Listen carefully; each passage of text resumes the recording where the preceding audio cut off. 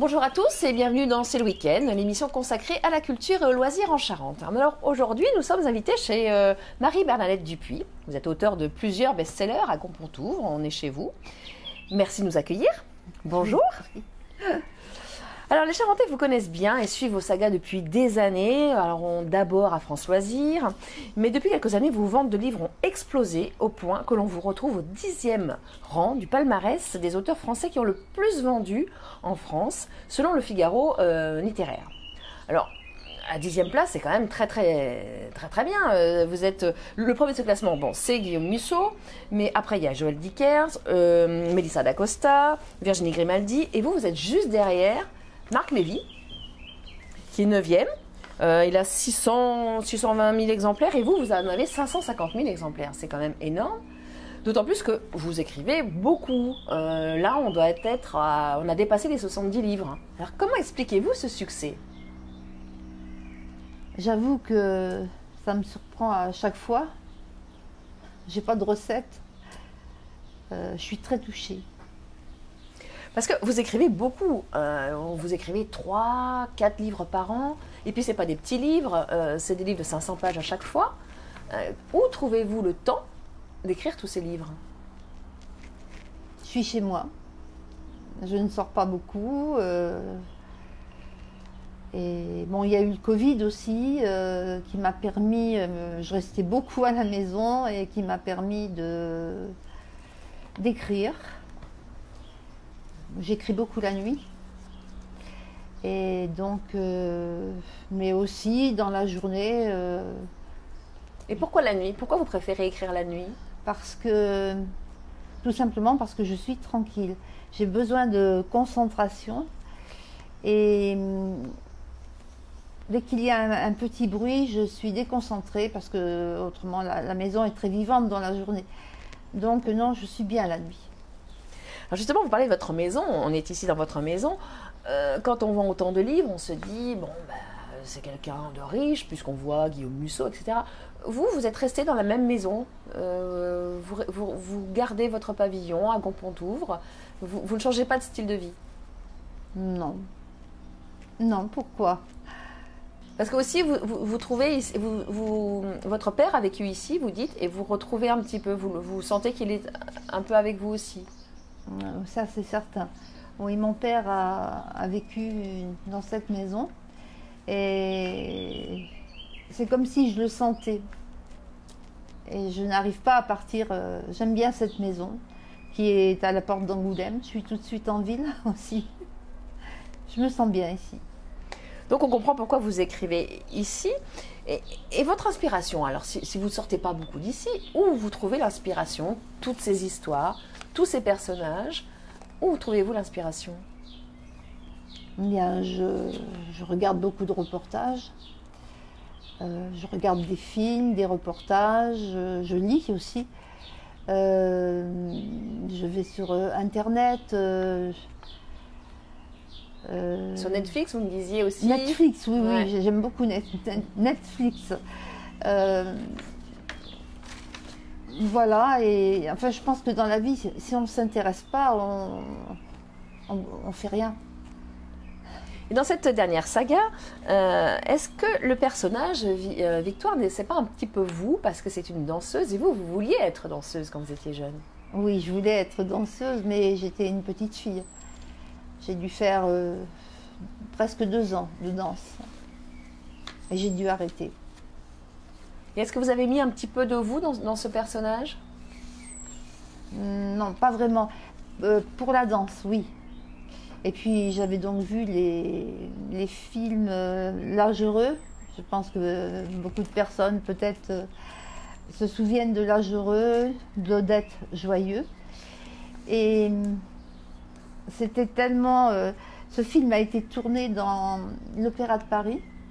Il y avait beaucoup les petits rats, tout ça. C'était merveilleux. On le trouve encore en DVD, ce film. Et j'ai vu aussi, j'ai regardé des extraits de Le Lac du Cygne. Je suis en train de chercher un autre nom, je ne me souviens plus. Casse-noisette peut-être. Oui. Ce livre-là se passe en Bourgogne. Mais vous n'êtes jamais allé en Bourgogne. En revanche, vous faites beaucoup de recherches. Comment vous vous renseignez? Où vous trouvez les informations, les Alors, châteaux? dans ce cas précis, en fait, je parlais avec mon éditeur, Monsieur Philippe Robinet, et il me vantait les charmes de sa Bourgogne natale. Et j'avoue que j'ai été séduite. Et arrivée chez moi, je suis allée sur mon ordinateur pour chercher sur le site, par exemple, des vendanges en Bourgogne, les forêts, les grandes forêts, les châteaux. C'était important pour... et puis après, tout ça est venu. Plus je trouvais Dijon, la ville au sans clocher, bon, enfin, il y en a beaucoup.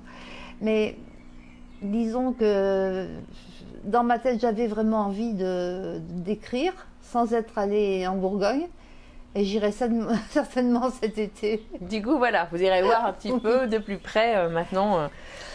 Alors, il y a un autre château que vous aimez bien, c'est le château de Verteuil en Charente, sur lequel vous n'avez encore jamais écrit. Mais est-ce que vous avez un projet? Non, j'ai pas de projet, mais je vous ai dit un jour, je me rappelle, que j'écrirai certainement. Mais pour l'instant, je ne sais pas pourquoi, c'est pas le moment. Mais c'est un très beau château et j'ai eu l'occasion de rencontrer l'ancien marquis qui m'avait fait visiter. J'ai vu l'ancienne bibliothèque, cette immense bibliothèque. Et ça vous a donné envie. Voilà. Alors cette saga-là, donc c'est le tome 2 que vous allez dédicacer vendredi 2 juin à la librairie Cosmopolite. Oui. C'est le Château des Secrets. Vous avez sorti le tome 2 et vous êtes en train d'écrire le tome 3. Il n'est pas terminé. Voilà, j'en suis au 15e chapitre. D'accord. Il sortira quand, vous savez à peu près? Je pense que c'est vers le mois d'octobre. Vers le mois d'octobre, donc pour avoir la fin de la saga. Et est-ce que vous avez déjà en tête la saga prochaine? Oui, j'ai en tête une saga pas une saga, un livre unique, pardon, pour les fêtes de Noël. D'accord. C'est un livre qui sortira une quinzaine de jours avant Noël. Voilà, c'est une surprise que je veux faire à mes lecteurs. Est-ce qu'on sait où ça se passera? À Angoulême. Ça se passera à Angoulême. Et après ça, l'année prochaine, puisque vous faites à peu près une saga par an, vous savez ce que vous avez envie d'écrire l'année prochaine? Alors, ce sera... Oui, j'ai bien mon idée. Ce sera 2 livres. Ce ne sera pas 3. Ce sera 2 livres pour une fois, qui se passeront en Dordogne pendant la guerre. D'accord. Eh bien écoutez, merci. Merci de nous avoir reçus chez vous. Je vous en prie. Je rappelle que donc vous serez en dédicace ce vendredi 2 juin à la librairie Cosmopolite à 16 h. Pour ceux qui voudraient vous rencontrer, vous allez dédicacer chaque livre. Maintenant, autre sujet, je vous propose de partir en randonnée avec Francis Jacques, le président des Randonneurs de Charente, qui organise 3 randonnées par semaine. Ce jour-là, nous étions du côté de Moutier. Notre association, c'est une association qui concerne, la principale activité, c'est les randonnées pédestres. Tout au long de l'année, on fait 3 randonnées par semaine. Dans les principaux villages charentais, on essaie de faire des randonnées qui sont diversifiées, qui sont jamais au même endroit, quoi. On ne trouve pas le même lieu de départ chaque semamme. Il n'y a pas les mêmes choses à voir, pas les mêmes paysages. Et puis au fil des saisons, bien sûr, les paysages changent parce qu'on randonne toute l'année sans discontinuer, quoi. Que ce soit juillet, août, il n'y a pas d'interruption de notre activité. Le mercredi, c'est 12 km. Le vendredi, on fait 8 km parce qu'on a eu une demande pour des gens qui veulent marcher un petit peu moins. Et puis le dimanche, on peut faire 12 à 24 km. Moi, je suis un peu attaché au côté naturel. Il y a certains randonneurs aussi. Il y en a beaucoup qui viennent pour se rencontrer, pour discuter, pour partager toutes leurs activités autres que la randonnée, quoi. Alors, le Moutier, aujourd'hui, on fait une randonnée qui fait 7 km, 7 à 8 km. On va commencer par passer dans le village de Moutier. On va voir des lavoirs qui ont été reconstruits suite au passage de la voie ferrée, la ligne Paris-Orléans. Ensuite, on va aller voir la Chaire à Calvin. Après, on passera vers le château de la Rochandrie. Et puis ensuite, les marais, enfin les tourbières de Moutier. 8 km, c'est accessible à tout le monde. Là, aujourd'hui, il y a un petit dénivelé de 80 mètres, c'est pas terrible. Mais en temps habituel, oui, pour faire 12-20 km, ça se fait pas une première fois comme ça. Il faut quand même être un peu prudent, quoi. Alors il va faire beau ce week-end, c'est le moment de sortir vos chaussures de randonnée. En parlant de balade, c'est aussi la fête de l'arbre et de la nature jusqu'à lundi dans tout le département.